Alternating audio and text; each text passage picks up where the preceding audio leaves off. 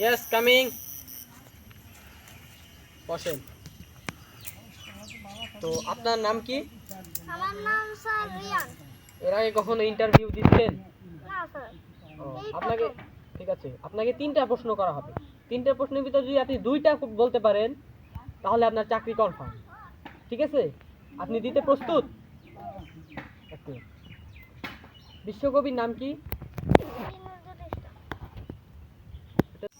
তা দ্বিতীয় প্রশ্ন, জাতীয় কবির নাম কি? কাজী নজরুল ইসলাম। ঠিক আছে। তৃতীয় প্রশ্ন, যেটা পারলে আপনার চাকরি কনফার্ম। পৃথিবীর বয়স কত? 1 লাখের উপরে। গুড গুড, আপনার চাকরি কনফার্ম। ঠিক আছে, এবার আপনি যেতে পারেন। নেক্সট। আপনার প্রশ্নগুলো কি মনে আছে? প্রশ্ন তো মনে নাই, কিন্তু উত্তরগুলো মনে আছে। বলেন। প্রথমে আইতাল রবীন্দ্রনাথ ঠাকুর, তারপরে কাজী নজরুল ইসলাম, তারপরে 1 লাখের উপরে। মে কামিং স্যার? Yes coming. আসো, বসো। তোমাকে 3টা প্রশ্ন করা হবে। 3টা প্রশ্নের ভিতর 2টা প্রশ্নের উত্তর দিলেই তোমার চাকরি কনফার্ম। প্রথম প্রশ্ন, তোমার নাম কি?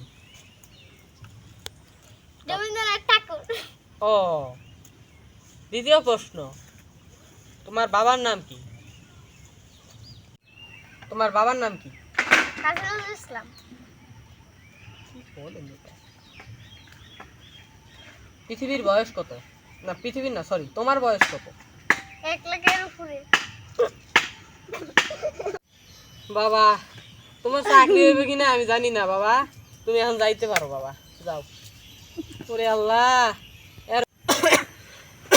লিংকন, জি স্যার। 1 কাপ চা নিয়ে আসো। ঠিক আছে। Thank you thank you. এটা কি?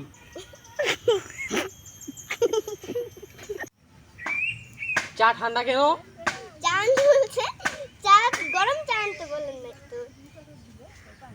এটা কোনো কথা? আমি চা আনতে বলছি, চা কি ঠান্ডা থাকে নাকি গরম থাকে?